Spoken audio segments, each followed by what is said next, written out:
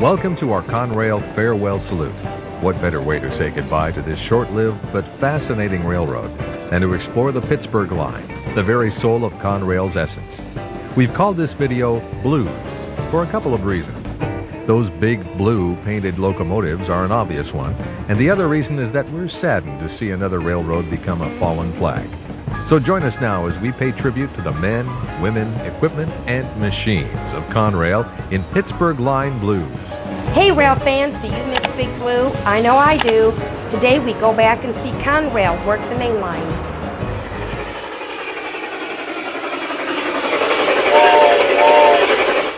The Pittsburgh line covers a distance of 353 miles between Harrisburg, Pennsylvania, and downtown Pittsburgh. In this program, we'll be focusing on the western portion of the line between Altoona and Conway Yard, located 20 miles northwest of Pittsburgh.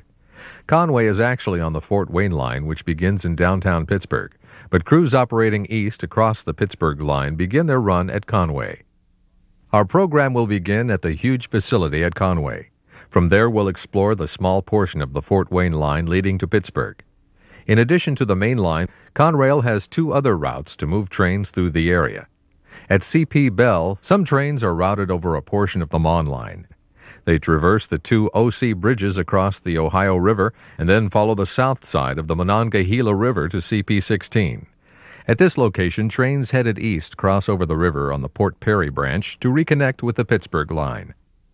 The Conemaugh line is the other route, but it's used less frequently. It's a slower, roundabout way that is utilized when the Pittsburgh line becomes congested. This line reconnects with the Pittsburgh line at Conpit Junction, which is located at mile 291. We'll complete our look at Conrail operations in the Pittsburgh area with a look at the revitalized yard at Pitcairn.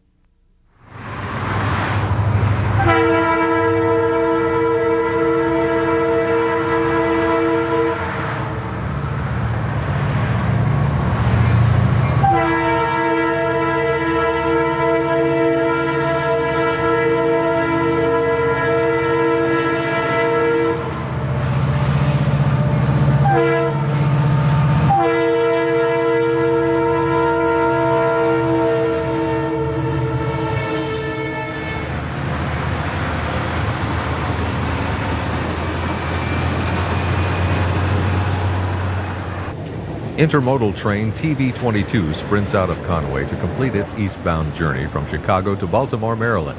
The cars stream under the old Pennsylvania Railroad-style signal bridge that guards the east end of Conway.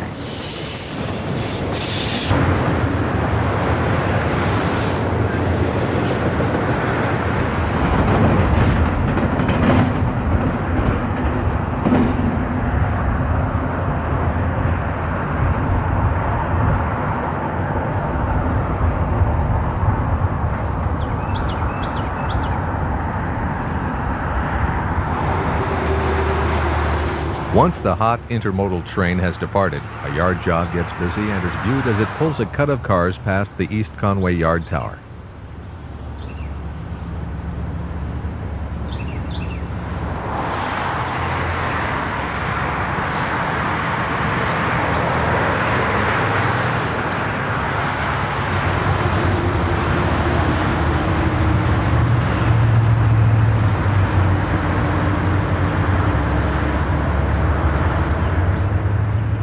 The 6988 was built as an SD40, but was rebuilt at Altoona in 1993 as a Dash 2 model.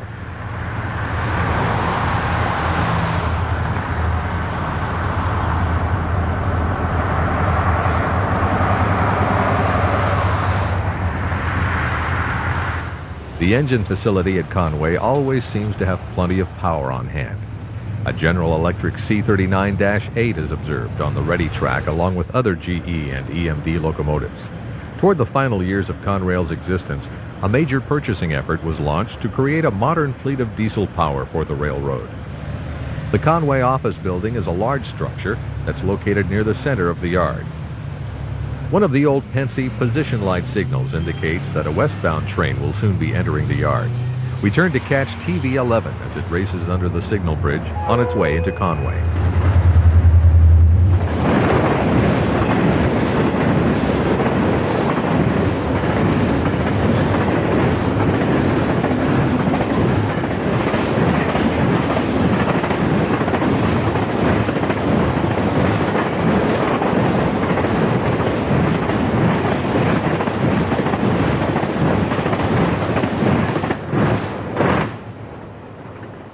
TV11 operates between Kearney, New Jersey and Chicago. The train will be stopped in a moment to change crews. It'll then be off for a fast-paced run to Cleveland, and then across the water-level route to the Windy City. A local freight eases out of the yard. It's being pulled by one of the railroad's 126 GP40-2s. The local will be working at Industries just east of Conway.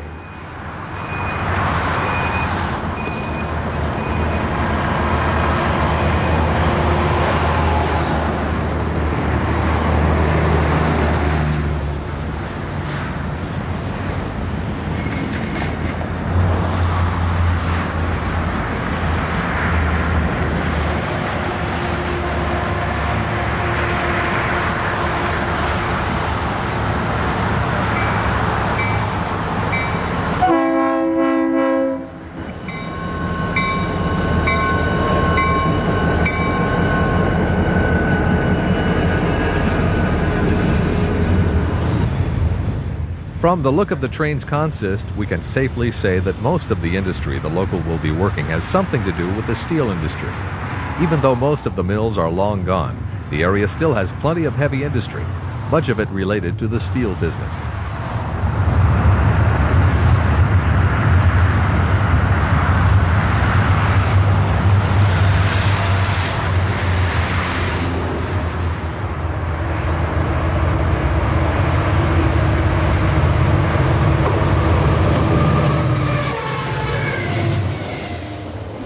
Chicago to Kearney, New Jersey bound TV12 races past our camera at a location east of Conway.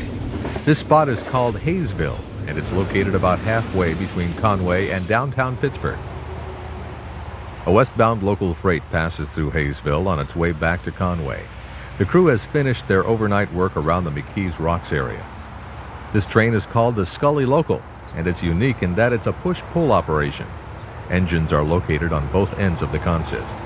This is a necessary mode of operation that speeds switching due to the number of opposing switches and lack of sidings in the area.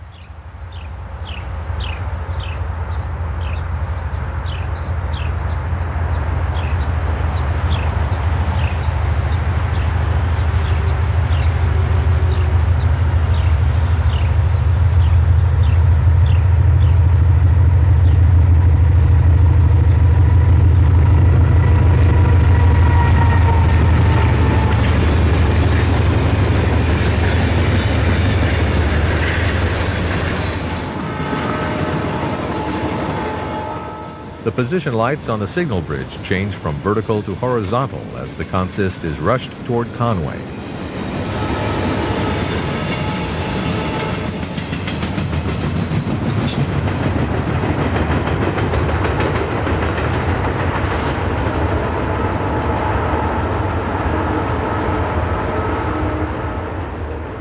The two B36-7s were once common power on intermodal trains, but have now been assigned to handle local freights like this one. Within just a few minutes after the local disappears, an empty coal train is viewed as it passes through Haysville.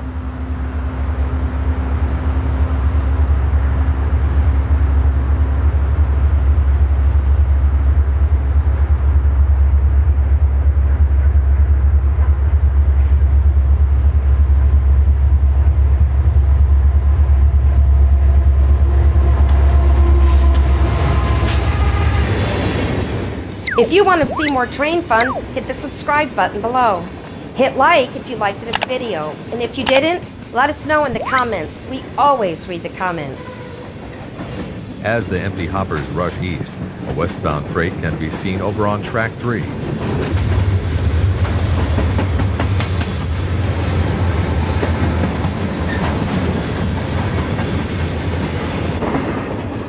The empty hoppers are headed back to the coal fields on the south end of the mainline. The train symbol tells us that it originated at a Wisconsin electric plant, somewhere in the Badger State.